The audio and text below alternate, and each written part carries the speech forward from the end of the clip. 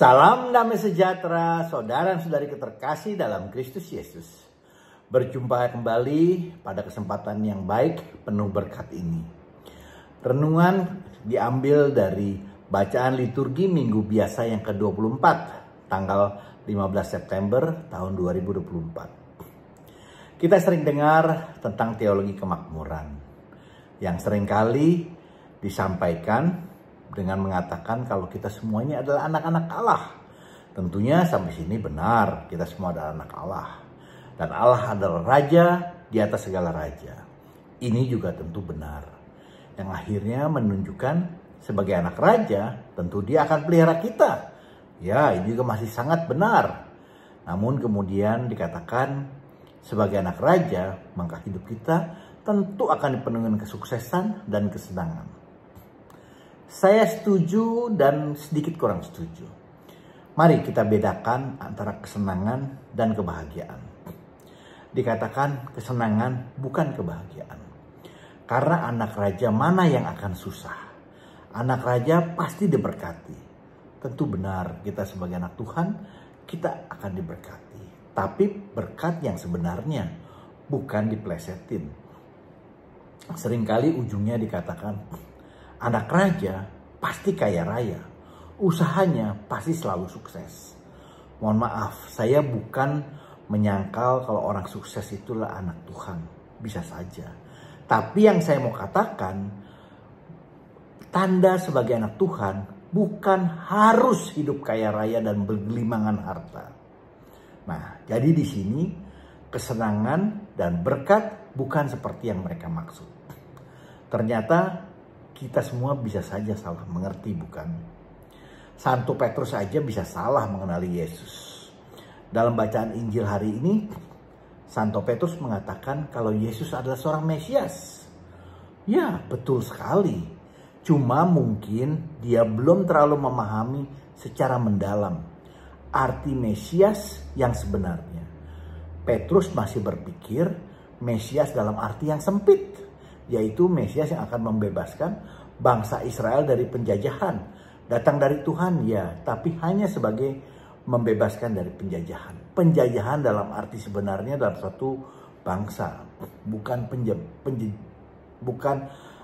pembebasan dari arti yang menyeluruh. Jadi yang Petrus maksudkan adalah bukan Mesias dalam arti yang sebenarnya. Sehingga waktu Yesus mengatakan kalau Mesias akan menderita dan dibunuh, Petrus langsung menariknya ke samping dan menegur Yesus. Sehingga Yesus menghardiknya. Nyala engkau iblis. Kadang kita pun bisa salah persepsi mengenai ini. Seperti yang tadi saya katakan, ada persepsi orang. Kalau kita ikut Yesus yang adalah Raja, maka kita tentu sebagai anak Raja. Kita akan diberkati dan salah satu kriteria orang yang diberkati hidupnya akan senang dalam arti kaya raya. Dan akan mampu naik mobil mewah. Sementara rajanya Yesus cuma naik keledai. Bahkan saya dengar ada yang sampai bilang untuk pelayanan saya butuh pesawat dan lain sebagainya.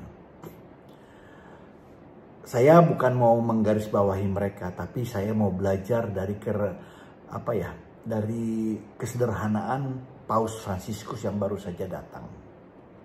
Oke, di Injil Markus 8 ayat 27 sampai 35, kita juga bisa melihat betapa cepatnya Santo Petrus berubah. Dari kecemerlangan dalam melihat Yesus kemudian jatuh. Kecemerlangan dapat dikatakan karena dia bisa melihat Yesus dan mengatakan Yesus adalah Tuhan.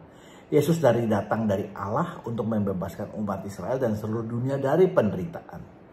Dan menganugerahkan kita semua keselamatan. Namun sepertinya dia juga masih berjuang untuk mengerti bagaimana penderitaan dan kematian adalah juga sebagai bagian dari rencana Allah.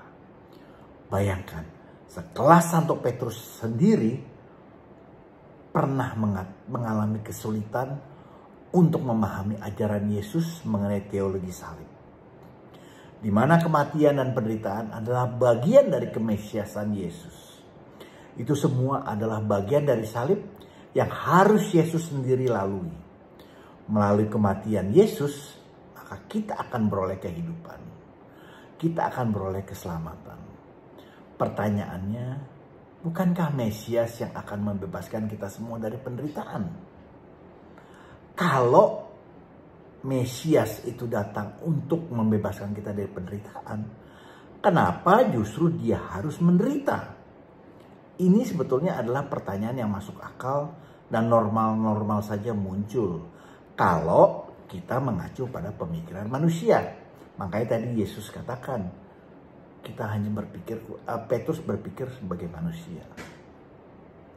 Untuk itulah Yesus mengajak Santo Petrus, Anda dan juga saya, kita semua, untuk mulai berpikir tidak hanya secara pikiran manusiawi, tapi mulai berpikir bersama-sama dengan Allah, dengan hati yang sudah mengenal Allah.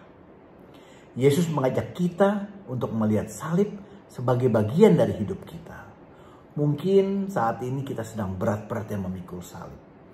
Tapi ya, itu adalah bagian dari hidup kita yang memang harus kita jalani dengan tekun. Untuk itu Yesus mengatakan pada ayat 34b, setiap orang yang mau mengikuti aku, ia harus menyangkal dirinya, memikul salib dan mengikuti aku. Di sini kita diajak untuk bersahabat dengan salib itu sendiri. Dan kita tidak melihat salib sebagai kegagalan dari rencana Allah. Tapi justru kita dapat melihat salib sebagai penyataan rencana Allah dalam hidup kita. Karena melalui saliblah kita semua, Anda dan saya, pada akhirnya akan memperoleh sukacita yang luar biasa. Sukacita memperoleh anugerah hidup yang kekal bersama Dia, yang mengasihi kita tentunya. Ternyata melalui kematian Yesus di kayu salib, kita boleh beroleh hidup kekal. Melalui penderitaan yang luar biasa, ternyata kita bisa mendapatkan sukacita. Lihat, Tuhan kita yang Maha Kuasa dapat menghadirkan kebaikan bahkan dari kematian. Tuhan mampu menghadirkan sukacita meski dari penderitaan yang luar biasa. Bahkan Tuhan juga mampu menghadirkan kebaikan dari kedosaan kita masing-masing. Bukankah artinya Tuhan sangat mampu merubah kejahatan menjadi kebaikan? Tuhan juga mampu menghadirkan kebaikan dalam hidup kita, bagaimanapun keadaan kita. Selama kita mau percaya kepada Dia, berserah kepada Tuhan, dan juga mempercayakan semuanya kepadanya, maka kita akan melihat kebaikan di akhirnya. Perlu kita sadari kalau sebagai seorang Katolik, kita menganut teologi salib, bukan teologi kemakmuran. Karena melalui saliblah kita diselamatkan. Bila ada masukan, mohon berikan komentar Anda. Jangan lupa di like dan juga di subscribe. Juga di share agar kita dapat saling memberkati. Amin. Tuhan Yesus memberkati kita semua.